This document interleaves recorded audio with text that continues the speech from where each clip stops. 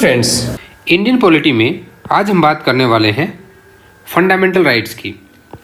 देखिए, fundamental right Indian constitution का सबसे मोस्ट इम्पॉर्टेंट पार्ट है। चाहे आप यूपीएससी का एग्ज़ाम दें, जुडिशरी का एग्ज़ाम दें या कोई भी स्टेट लेवल का एसएससी, सीजीएल, कोई भी अगर आप एग्ज़ाम दे रहे हैं तो ये हर एग्ज़ाम के लिए आपका इम्पॉर्टेंट है। और अगर आपने इस फंडामेंटल राइट्स की सीरीज़ को कवर कर लिया तो आपके मार्क्स 100% श्योर हो जाते हैं। इसे हम डिफरेंट पार्ट में बनाएंगे क्योंकि थोड़ा सा लंबा टॉपिक है, तो इसको पार्ट बाय पार्ट। आज हम सिर्फ एक इंट्रोडक्शन की बात करेंगे कि फंडामेंटल राइट्स हैं क्या, उनकी इंपॉर्टेंस क्या होती है। अगर आप चैनल पर नए हैं तो आप सब्सक्राइब कर लें और साथ ही बेल आइकन को भी प्रेस करें जिससे आपको नई वीडियोज़ के अपडेट्स मिलते रहें। इंडियन कॉन्स्टिट्यूशन में आज हम फंडामेंटल राइट के लिए पार्ट 1 लेकर आए हैं, जहां पे हम सिर्फ इनके इंट्रोडक्शन की बात करेंगे।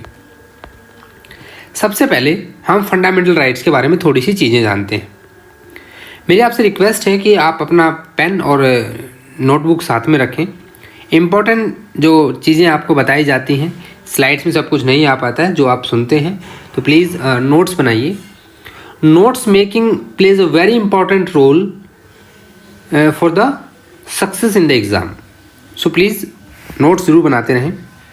देखिए, फंडामेंटल राइट्स जो हैं ये आपके पार्ट 3 ऑफ इंडियन कॉन्स्टिट्यूशन में दिए गए हैं।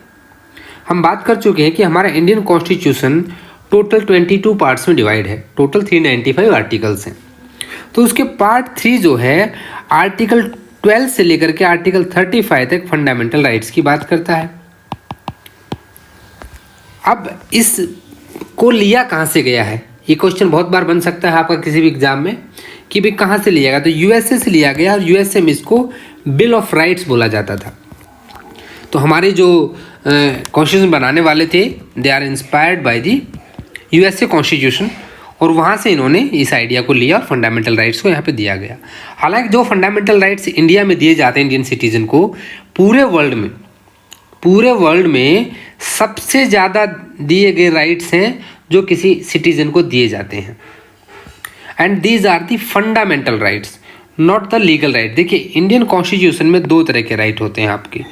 कॉन्स्टिट्यूशनल राइट्स में एक आपके लीगल राइट्स होते हैं, एक आपके फंडामेंटल राइट्स होते हैं। जो फंडामेंटल राइट हैं, all these are justiciable. Justiciable means what, कि you can approach to the court, even you can go directly to supreme court if someone infringe your fundamental right, let it be government, parliament, some other public authority और anyone. अगर आपके fundamental right से छेड़खानी होती है तो आप सीधे सुप्रीम कोर्ट जा सकते हैं। जबकि लीगल राइट में ऐसा नहीं है। लीगल राइट में आपको जाना होता है थ्रू दी लोअर कोर्ट्स। आपको लोअर कोर्ट प्रोसीजर फॉलो करते हुए आपको जाना है, वो आपका कानूनी अधिकार हो सकता है। अब इसको बोला क्या जाता है, एक और इम्पोर्टेंट क्वेश्चन यहाँ पे आपका कवर हो जाता है। बहुत बार क्वेश्चन पूछा जाता है कि which part of Indian constitution is known as Magna Carta. भाई, किस पार्ट को मैग्ना कार्टा कहा जाता है? तो जो पार्ट 3 है ऑफ इंडियन कॉन्स्टिट्यूशन उसे मैग्ना कार्टा कहा जाता है। मैग्ना कार्टा क्यों कहा जाता है? देखिए, मैग्ना कार्टा क्या है? This is a first written document regarding the fundamental rights. और ये कहाँ पे आया था? इन 1215 में किंग जॉन, इंग्लैंड का राजा था किंग जॉन। तो उन्होंने क्या किया था, उन्होंने अपनी पब्लिक को कुछ राइट्स दिए थे, कुछ लेबर्स को लेके डिस्प्यूट हुआ था और वहाँ कुछ रिटन में उनको राइट्स दिए गए थे और उसे मैग्ना कार्टा कहा जाता है। और उसकी वहाँ के ब्रिटिश कॉन्स्टिट्यूशन में बहुत ज़्यादा इंपॉर्टेंस मानी जाती है। तो हमारे इंडियन कॉन्स्टिट्यूशन का सबसे इंपॉर्टेंट पार्ट क्या है? पार्ट 3। तो पार्ट 3 को मैग्ना कार्टा कहा जाता है। क्यों कहा जाता है? क्योंकि this is the first written document of the regarding the fundamental rights. ये आप याद रखिएगा। अब अगली बात आती है कि कुछ डॉक्ट्राइन्स में हमें पढ़नी होंगी। पार्ट 3 में हम पढ़ेंगे क्या क्या? देखिए, आज की वीडियो में हम सिर्फ इंट्रोडक्शन की बात करेंगे। पार्ट 3 में कुछ हम डॉक्ट्राइन में पढ़ेंगे जो बहुत इंपॉर्टेंट हो जाती हैं। Doctrine of Eclipse, doctrine of severability, ये दोनों ही आपकी आर्टिकल 13 में आती हैं। उसके बाद आपकी आती है doctrine of legitimate expectation and Wednesbury principle, ये आर्टिकल 14 से रिलेटेड है। ठीक है, जब हम अच्छे से कवर करेंगे तो इन चीज़ों को भी पढ़ेंगे, आपके एग्जाम्स के लिए ये भी बहुत इंपॉर्टेंट हो जाती हैं। दूसरी इंपॉर्टेंट चीज़ें यहाँ पे क्या क्या है कि जो फंडामेंटल राइट हैं, these are justiciable implying they are enforceable by courts, यानी कि supreme court is the guardian of your fundamental right.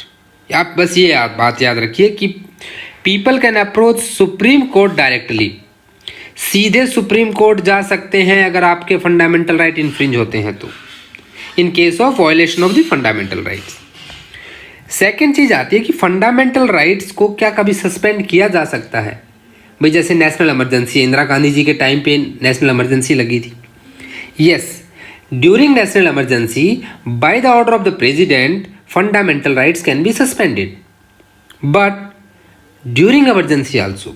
देखिए बहुत इंपॉर्टेंट चीज़ है, इसको नोट कर लीजिए कि ड्यूरिंग इमरजेंसी, नेशनल इमरजेंसी जब भी होगी तो आपके फंडामेंटल राइट को सस्पेंड किया जा सकता है, लेकिन उसमें भी एक कंडीशन है कि आर्टिकल 20 और 21 सबसे फंडामेंटल राइट सबसे इंपॉर्टेंट है, और फंडामेंटल राइट में आर्टिकल 20 और 21 सबसे इंपॉर्टेंट है। इन दोनों को किसी भी हाल में सस्पेंड नहीं किया जा सकता, ये आप याद रखिएगा।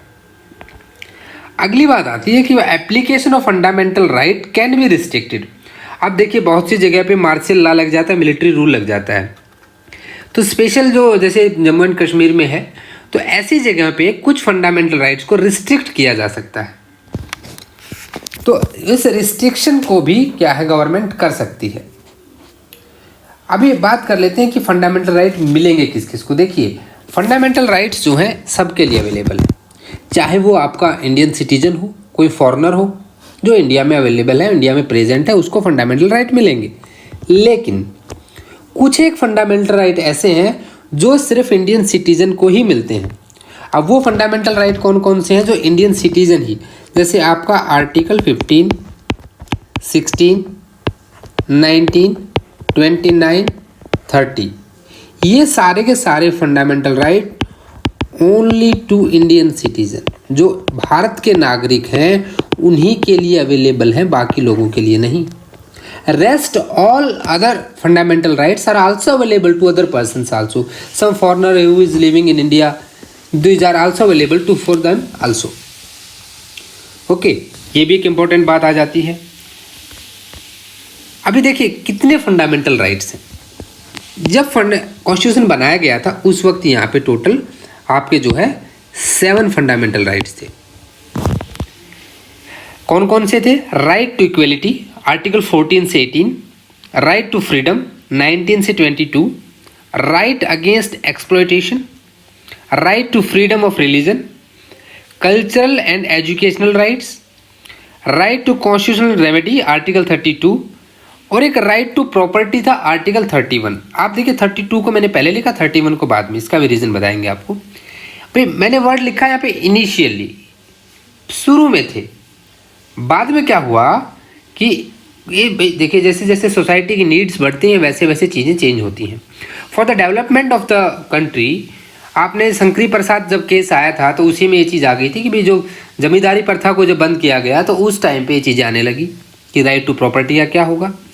तो अब जो है यहाँ पे फंडामेंटल राइट्स आपके बच गए हैं 6। एक फंडामेंटल राइट को हटा दिया गया। किस फंडामेंटल राइट को हटा दिया गया? आपका राइट टू प्रॉपर्टी चला गया। किससे गया? 44th amendment. नोट कर लीजिए इस चीज़ को। 44th अमेंडमेंट जो था कब हुआ था? ये 1978 में हुआ था। तो जो 44th अमेंडमेंट था 1978 का, उसके तहत आर्टिकल 31 को हटा दिया गया और फंडामेंटल जो आपका राइट टू प्रॉपर्टी था that will become a legal right. Please note down this point now. Right to property is a legal right, not a fundamental right. ये क्वेश्चन कई बार पूछा जाता है डियर फ्रेंड्स कि राइट टू प्रॉपर्टी क्या है? फंडामेंटल राइट है? बहुत सारे स्टूडेंट कंफ्यूज हो जाते हैं। नहीं, now it is a legal right. कहाँ लीगल राइट है भाई? Article 300A। आपका जो पार्ट 12 का आर्टिकल 300A है वो इंसर्ट किया गया 44th अमेंडमेंट में और राइट टू प्रॉपर्टी को बना दिया गया आपका लीगल राइट। समझ रहे हैं? देखिए फंडामेंटल राइट के लिए क्या है कि आप डायरेक्ट सुप्रीम कोर्ट जा सकते थे, लेकिन अगर राइट टू प्रॉपर्टी अभी अगर आपका इन्फ्रिंज होता है तो आपको पूरा जो जुडिशरी का प्रोसीजर है कि पहले आप लोअर कोर्ट जाएंगे, फिर उससे higher court, then high court, then supreme court, depending upon your appeals. You can not go directly to the supreme court for the infringement of your legal right. सीधी सी बात है. तो ये अभी आपके पास बच के 6 फंडामेंटल राइट. इनको देखिए याद कैसे करना है, एक तरीका बताता हूं मैं आपको. आप 4 4 2 4 2 1 ऐसे याद रखिएगा कि 4 4 2 4 2.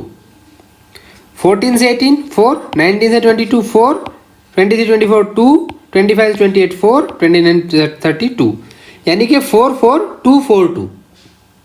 इस तरह से आप इन चीज़ों को याद कर सकते हैं. और भी हम इसके बारे में कई सारी ट्रिक्स की बात करेंगे. हम अपने नेक्स्ट वीडियो में इनके बारे में डिटेल्ड में बात करेंगे. देखिए जैसे राइट टू इक्वलिटी है. राइट टू इक्वलिटी में आपका depending upon the race, caste, creed, इनके ऊपर कोई भी आपके साथ डिस्क्रिमिनेशन नहीं हो सकता. Everyone have a equal opportunity for the government job, for education, everything. For the development of the social, civil, political, economic and legal. State जो है ये स्टेट की रिस्पॉन्सिबिलिटी हो जाती है. जो आर्टिकल 12 है हमारा, देखिए आर्टिकल हमने तो कहा था कि 12 से 35 है, यही कहा था, लेकिन हम यहाँ 12 से शुरू कर रहे हैं, 14 से शुरू कर रहे हैं. तो 12 जो है वो डिफाइन करेगा स्टेट को. और स्टेट क्या है यहाँ पे? स्टेट 4 तरह का होता है जिसको हम नेक्स्ट उसमें बात करेंगे, जिसमें आपका पार्लियामेंट, गवर्नमेंट, जितनी पब्लिक अथॉरिटी बॉडीज हैं, पंचायत, म्यूनसिपल, सबके बारे में अच्छे से हम बात करेंगे.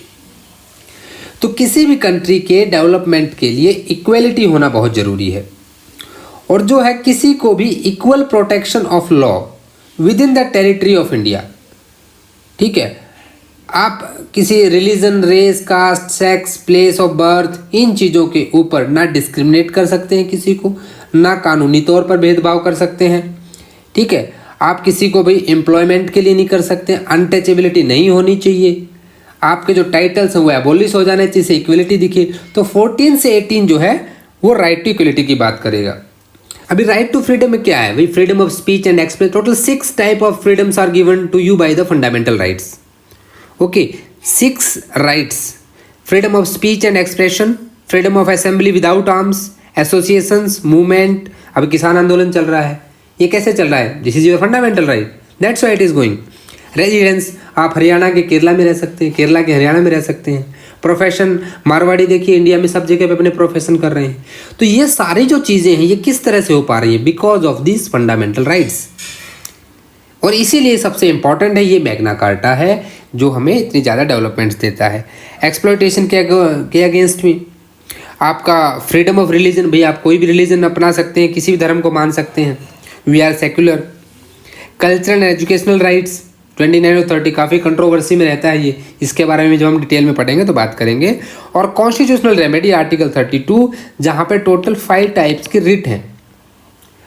ठीक है, कौन कौन सी रिट्स हैं आपकी वहाँ पे?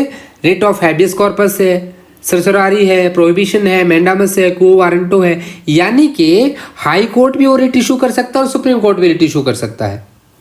रिट पैटिशंस के बारे में हम डिटेल में बात करेंगे. यहाँ तक आज हमने एक इंट्रोडक्शन समझा है कि फंडामेंटल राइट्स क्या हैं, कैसे दिया गया है. अब इनके बारे में नेक्स्ट हम पहले जितने 6 वीडियो ही बनाएंगे और हर एक पे डिटेल में चर्चा करेंगे. डियर फ्रेंड्स, चाहे आपका एग्ज़ाम एसएससी लेवल का हो, चाहे आपका यूपीएससी लेवल का हो या जुडिशरी का हो, ये वीडियोज़ आपके लिए हर तरह के एग्ज़ाम में इम्पॉर्टेंट हैं. और मैं आपको दावे के साथ ये बात कह सकता हूँ कि अगर ये वीडियोज़ आपने अच्छे से समझ लिए तो आपके कॉन्स्टिट्यूशन से रिगार्डिंग मार्क्स नहीं कटेंगे. अगर आपका वीडियो अच्छे लगे हैं तो थैंक्स फॉर वॉचिंग. लाइक कर दें, चैनल को सब्सक्राइब करें, अपने दोस्तों को भी शेयर करें. आप अपने कोई भी एडवाइस, कोई आपके सजेशंस मुझे मेल कर सकते हैं mklegalshiksha@gmail.com. आप टेलीग्राम चैनल ज्वाइन कर लें जहाँ पे डेली क्वेश्चन पोल भी होती है, बहुत सारा स्टडी मटेरियल भी शेयर होता है और अपकमिंग वीडियोज़ की इन्फॉर्मेशन भी वहाँ पे शेयर की जाती है. इंस्टाग्राम पे भी आप हमें फॉलो कर सकते हैं. वीडियो अगर अच्छे लग रहे हैं दोस्तों प्लीज़ लाइक करें, अपने दोस्तों में शेयर करें. And again I am requesting कि कमेंट करके ज़रूर बताएं कि वीडियो कैसे बन रहे हैं. ये एक मोटिवेशनल फैक्टर होता है जिससे ये पता लगता है कि आप में और हम में किस तरह की बॉन्डिंग क्रिएट हो रही है. तो मिलते हैं नेक्स्ट वीडियो में विद राइट ऑफ इक्वलिटी के साथ आर्टिकल 14 से 18। तो please don't miss the video. See you then. जय हिंद, जय भारत।